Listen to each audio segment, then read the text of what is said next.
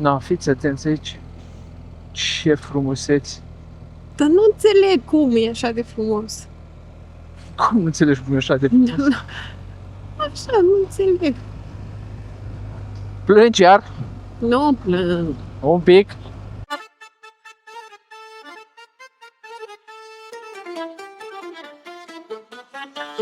Buongiorno interneto! Alexi? Iulia, pe motor aici. Numai că suntem fără motor pentru că suntem în prima noastră oprire adevărată astăzi din Toscana și anume în, cum să zic, orașul, satul supranumit Manhattanul Evului Mediu și anume San Gimignano. Hai să ne plimbăm un pic înainte să ne sim pe motor. Tocmai am parcat-o pe Bela, aici într-o parcare sunt vreo 4 parcări publice, sperăm noi că gratis. Că și așa am parcat-o pe lângă aia de locurile dedicate de motociclete care erau deja pline.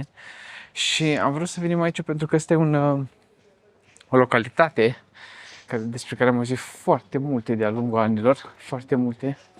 Și numai bine ne era în drum spre celebra zona Toscanei, o să vedeți mai acolo în videoclip unde avem de gând să mergem. Și am zis că e musai dacă suntem pe aici să vedem și noi San Gimignano. Sau San Gimignano, așa e? Gimignano, ceva de genul. Gimignano.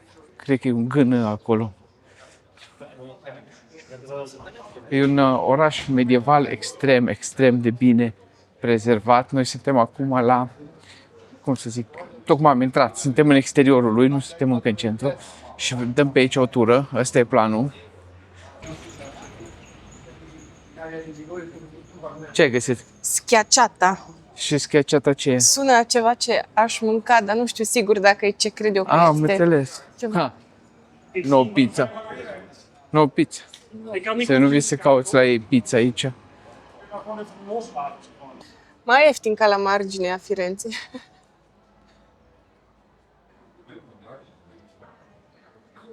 Da. E bine prezervat, nu contest. Mă, că sunt niște rupe. Wow. Uai, ce frumos. Norocul nostru că ne-am îngrămădit tot echipamentul de motor în afară de pantaloni și cizme în gențile mele Lone Rider. Dar chiar noroc. Da. Și putem, inclusiv căștile, și putem să ne plimbăm vorba aia cu mâna în fund pe aici. Oare aici o să stăm la un cappuccino și un croissant? Hai să mai vedem. Nimeni nu poate ști. Păi vin, nu am oprit, am întrebat dacă o să stăm. Parcă muzica nu se potrivește cu locul. Wow, Și de-aia am zis. Focace calde, bruschete. exact ce vreau de la viață. E scaciata ce am văzut mai sus. Așa. E un fel de focaccia. E aia ce ne-a zis Alex aseară. Exact, de-aia știam numele.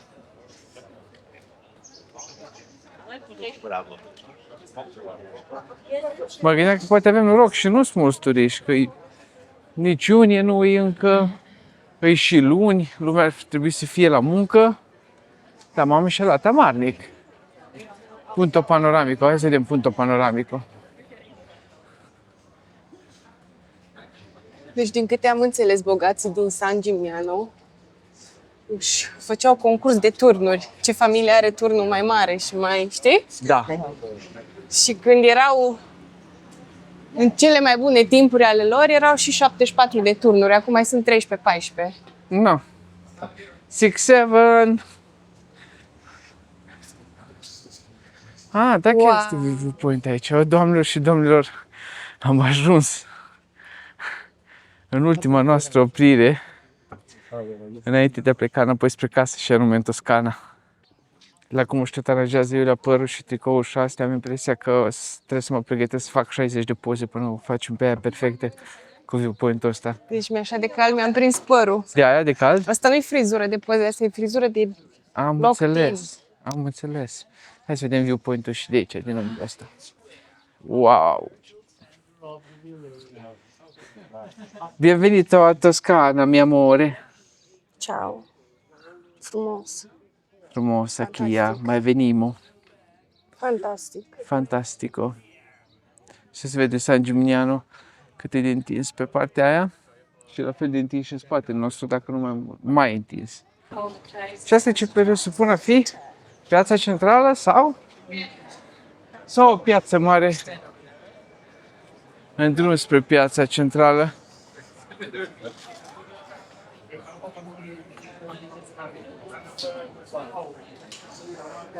Mamă, câte lumea.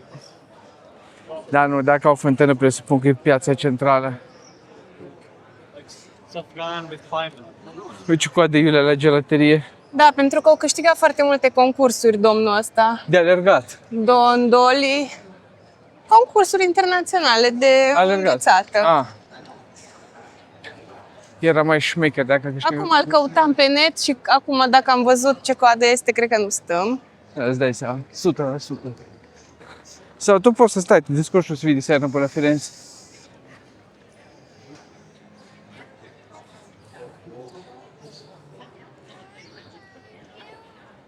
Da, fântână, legit. Dacă e fântână, e clar, sau era fântână din Ioară, înseamnă că asta e piața centrală.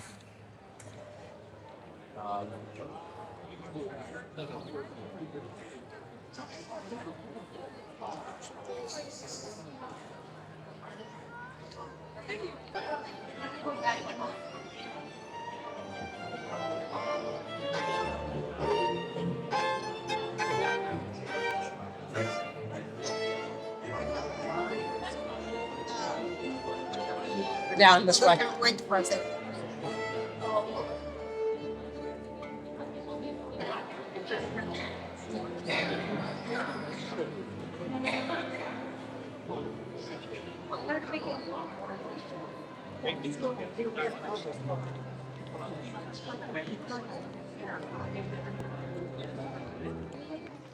Cum, ți se pare o? Foarte fermecător. Da? Foarte drăguț, da. Mai venim? Noi venim. Dar până să mai venim, hai să mai mergem. Și mă îndoiesc că o să prindem noi o terasă liberă să bem un cappuccino și să mâncăm un croissant. Dar chiar e fermecător vorba ta. Și ce bine îi întreținut și prezervat. Și acum bine, imaginez că a și fost reconstruit. Presupunerea mea.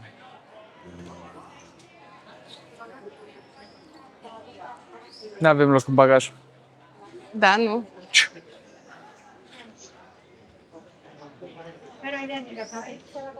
Ua, ce felii de pizza de aia vreau. Vorbim de o luat copila aia de aici. Îți iau felie de... Felii de pizza moca. Îți iau? Nu încă. Hai să mai mergem. Hai să mai mergem. Da, o să vreau una până să plecăm. Pizza la felie is life.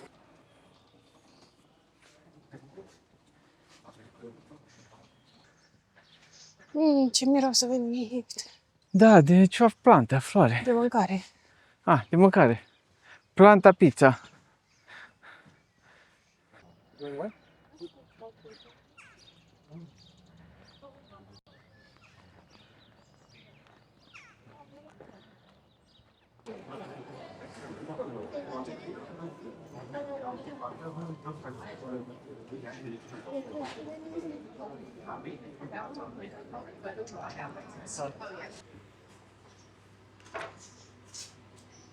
Păcat să nu oprești să-ți facă aici un panini proaspăt. Cum se cheamă genul ăsta de magazin? Băcănie? Băcănie, așa. Într-o băcănie de asta faină. Și îți comanzi de acolo și îți face proaspăt.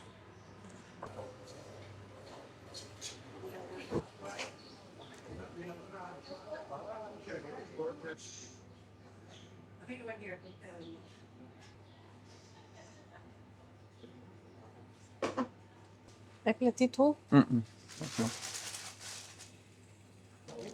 După cum ați ghicit, o să mâncăm aici la Panini, așa Panini. Panini la săculeț. Eu pus pe Iulia, Iulia arată săculețul, te rog, cum se vede? Bebelușul. Bebelușul. Și băcănia asta unde am oprit nu avea o terasă, așa că ne-am luat la pachet și o să mâncăm aici pe trepte în piață și ne terminăm vizita din San Gimignano. După care procedem într-un loc, pentru noi în 2 ore, pentru voi în câteva secunde, Norocoșilor. așa, unde s-a filmat unul din cele mai celebre filme din anii 2000. care tocmai au primit sau urmează să primească în continuare. Eu o să filmez pe Iulia cum mănâncă 2 sandvișuri al meu. și al mete.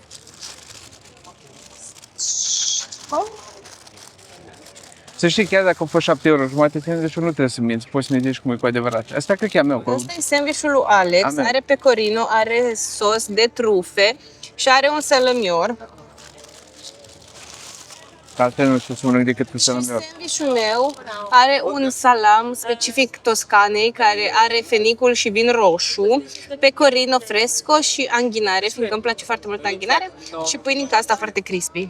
Vrei să degustăm live? Nu, vreau să mănânc tu. Eu când o să mănânc, nu se pot filma. Deci. Și să zici părerea sinceră de 7,50 €.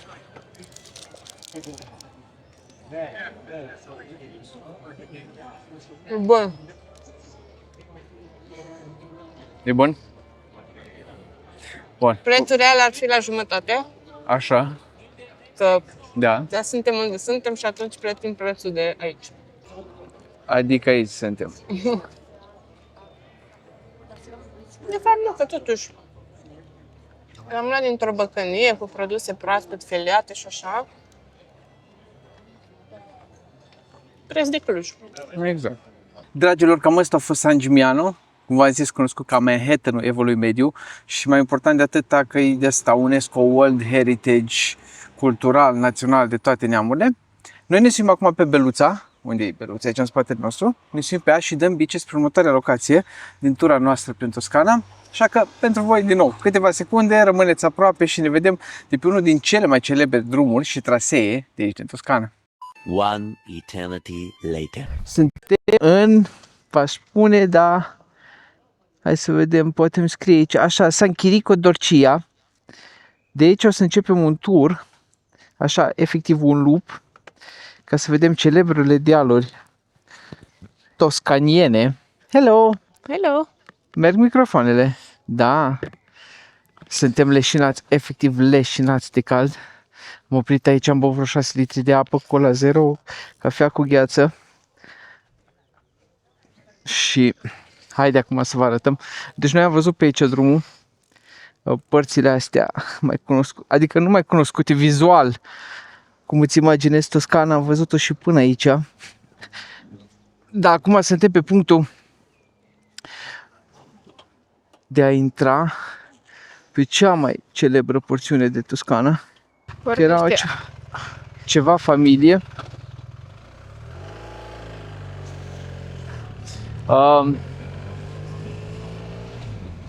Din altă țară care ne-au zis că le știe de pe YouTube și they subscribe to us. Dar mă îndoresc că nu ne confundă, probabil au crezut din cauza că ne-au văzut cu căști și toată partea aia și au fi crezut că este ceva YouTuber celebri. Spoiler alert, nu suntem. Suntem YouTuber celebri numai la noi pe etaj.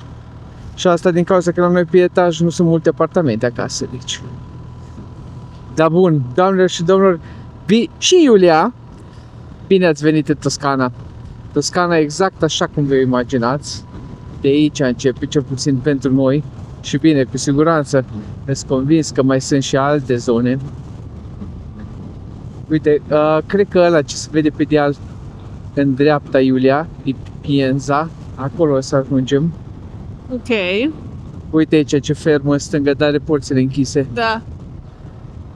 Da, îmi place combinația asta tare mult cu așezările omenești și foarte multă natură în jur. Da, da. Și toate astea cred că sunt ferme. Sau vii de astea.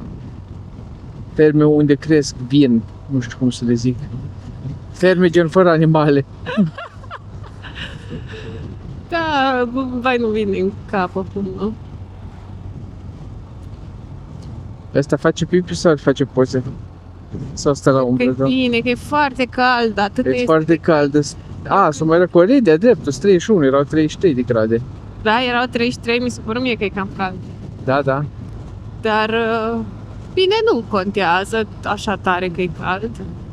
Mai ce voiam să zic, ce drăguți erau pe bicicleta mea. Vreau să zic este că sunt foarte mulți bicicliști și foarte mulți oameni care fac hike, dar sunt deja de la o vârstă încolo. Au deja o vârstă. Și ce vreau să zic cu asta este că mi-e milă să nu facă izolație, nu știu. Ah, ok. Da, mă gândesc că cine vine aici e conștient și pregătit, știi? Da, la terasa unde am stat noi acum, când ne-am așezat, erau vreo 6 cicliști și când am plecat mai rămăseseră un singur domn care dormea pe o canapea acolo întins, bătea un pic vântul, era la umbră, trăgea el o pui de somn, ce-mi place. Da. Restul grupului lui Deci, plecaseră și el a rămas acolo să-și tragă aerul și să tragă un pui de somn. și Ceea bine ce aș face și eu, da, dacă nu ar trebui n-am mai avea aproape 200 de kilometri înapoi până acasă.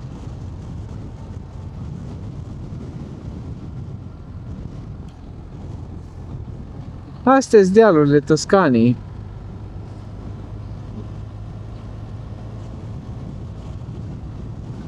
E plin de ferme de astea cu copaci. Ce sunt ăștia? Chiparoși am zis, nu? Da, chiparoși.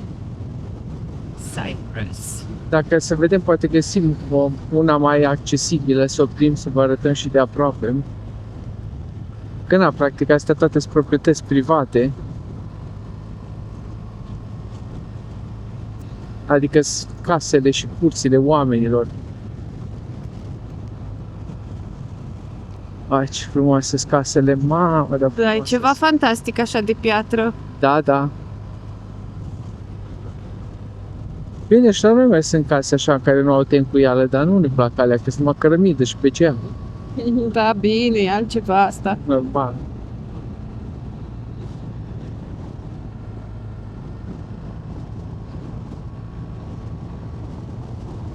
Și sigur a zis Alex mai devreme, dar mai zic și eu o dată. Aici Uite aici, scuze, uite, vezi aici și închis și vedeți ferma acolo sus și culoarul de chiparoși. Bun, scuze. Da, ei le numesc astea agroturismul.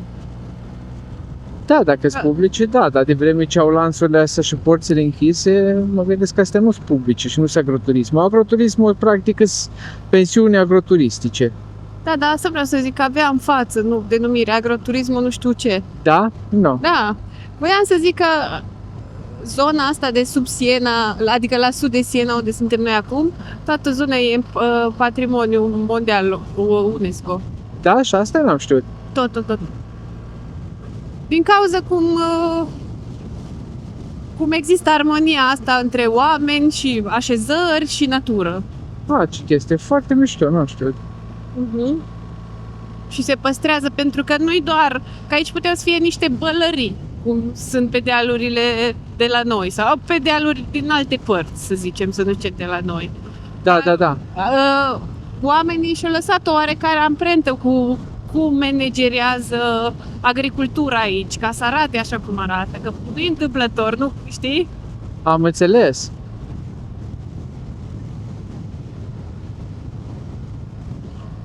Da, clar, e super frumos. Și de asta are o anumită importanță și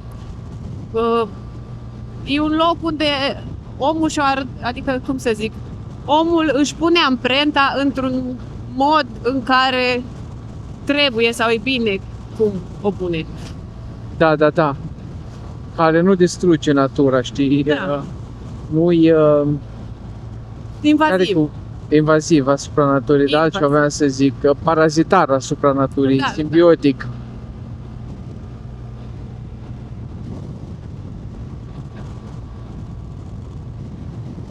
Cu natura. Da, noi să mergem aici la baza unui sat și după aia o să luăm spre alt sat care e, ce am înțeles, e cam cel mai cunoscut de aici. Deci ăsta din care am plecat noi, cum se chema? Salvador Dali sau cum? Nu. Sau Așa. nu știu cum de orice. Da. Și sunt faine și serpentinele pe aici tare, e fain de condus. Ăsta e legat de un drum care e celebru aici în Italia, care duce la Piența și noi acum mergem într-un alt sat, ceva cu M. Nu știu, vedeți, ați văzut harta la început, de fapt, ce te vă povestesc. Și de aici o să luăm spre Piența și din Piența ne întoarcem înapoi pe drumul ăla arhicelebru, să vedem imediat în localitatea asta din care am plecat acum. Deci, practic, facem o lupă, cum zice lupă în română? Ui! Faci un cerc în jurul la 3 sate pe traiectoria asta foarte cunoscută aici în Florența, în Toscana.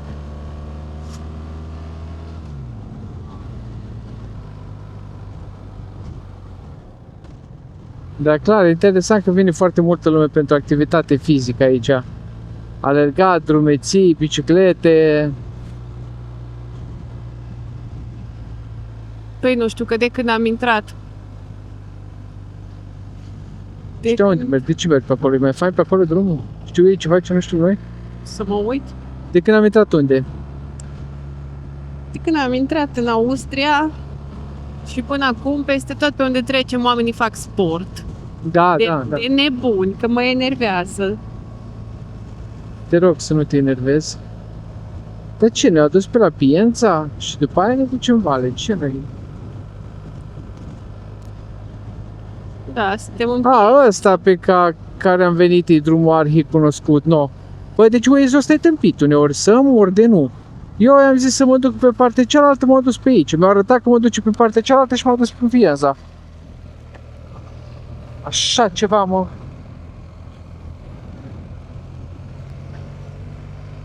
Bun. Și mergem până în partea altă și ne întoarcem în Piența. Și după aia să căutăm să ne întoarcem înapoi pe alt drum, iar. Am trebuie să inventez eu trasee. Deci, cred că atunci când am ieșit de la cafenea și ne-am îndreptat către deal și noi am luat-o la dreapta, cred că trebuia pe stânga să o iei. Păi tu ai zis că pe acolo să ne Păi întoarcem. da, m-am uitat la GPS, care era în fața ta GPS-ul și mi s-a părut că arăta spre stânga. Dar La mă puteai să uitam și eu. Am crezut că știi altceva mai bine tu. Da, de unde să știu. Că puteai la Piența și în dreapta și în stânga să iei. Știu. No, Păi noi am venit la Pienza pe varianta scurtă și am fi vrut să mergem pe varianta lungă. Aici trebuie să oprim să luăm pe Corino. Mergem până unde am pus GPS-ul acum, că asta este. Pienza e foarte frumoasă, într-adevăr. Dar caută pe net da. de unde luăm pe Corino. Mai tezuel, dacă toți suntem aici și trimitem pachet cu haine acasă, spunem și niște bucăți de brânză între ele. Da, da, mă așteptam să fie un sătucă mic ăsta, dar văd că nu e. Adică, e lume, e ceva treabă pe aici. Da, da.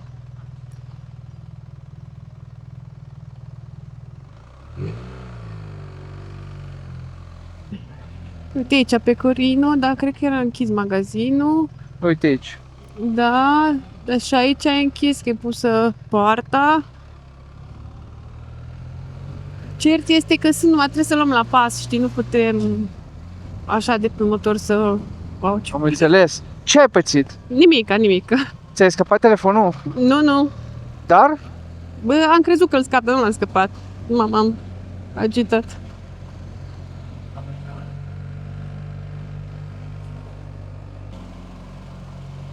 Oh, Fantastic.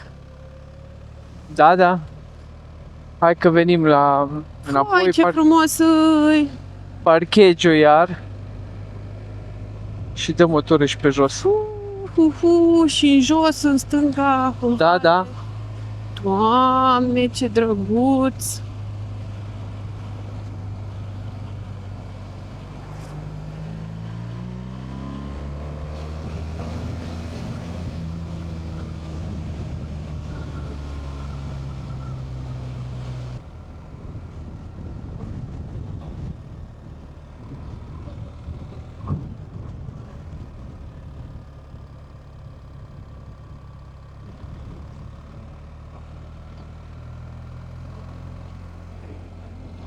Na, fiți atenți aici. Ce frumuseți. Dar nu înțeleg cum e așa de frumos. Cum nu înțelegi cum e așa de frumos? Așa, nu înțeleg. Plângi iar? Nu plâng. Un pic? No. Poate? La poliție, nu. Și maci, și chiparoși, și măslini, și viță de vie, și grâu, și... Am mai zis maci, am mai zis. Pecorino.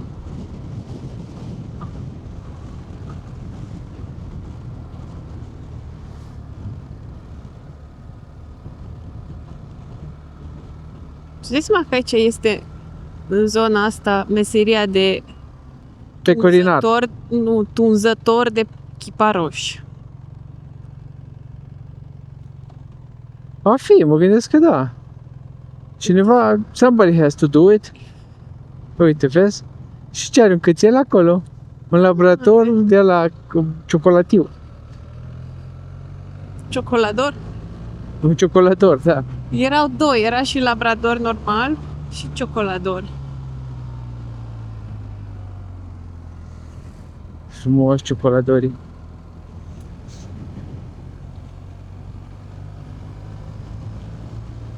Faci în față ce verde vezi? Poftiți? Și în față ce verde este Da. la că ai toate nuanțele de verde. Da, da, chiar așa e.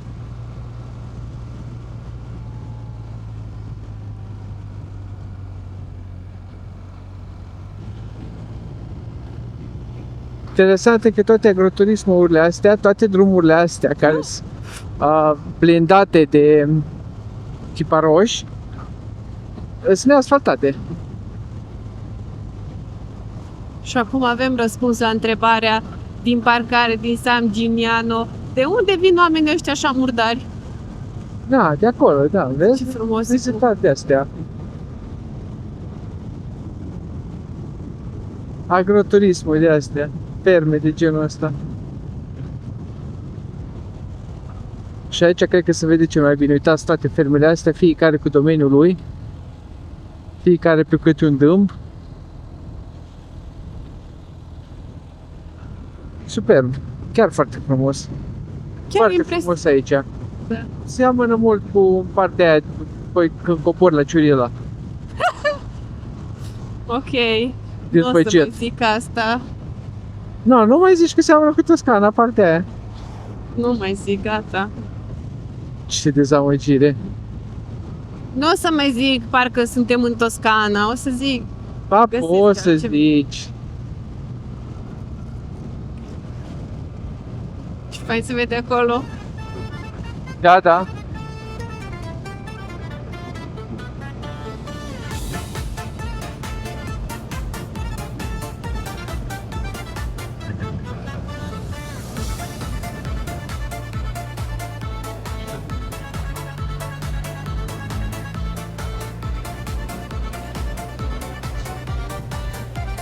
Omul.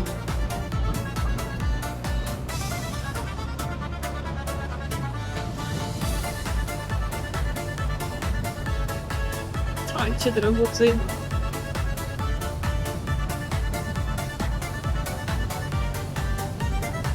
Maserati. Vezi, toate casele sunt un pic de agroturism.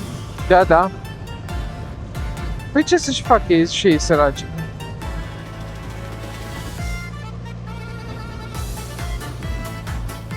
Uai, dacă ai putea să tragi pe dreapta, să facem poză la Bela cu view. De ce stai pe data? Să facem poză la Bela cu view. Să aibă și poze cu chiparoșii și cu Toscana. Dar este un drum jos, că întoarci un tot pe aici. Cât n-ai văzut și că erai pe telefon. Ne întoarcem tot pe aici. Da. Ăla la Ce- dreapta. La dreapta cum veneam acolo, da. Da, da. Dar vrem să urcăm până aici, asta e Monticello. Sper că zic bine, deși mă îndoiesc. E tot ca un fel de Pienza, dar mai mic.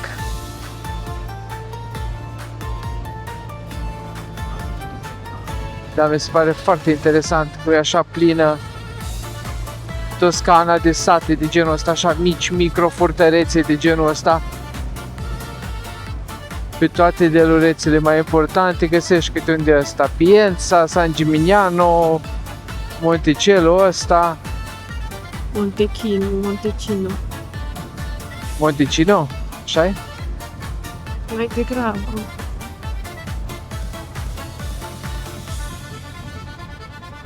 Hai, spune un pic, vedem ce se întâmplă. Da.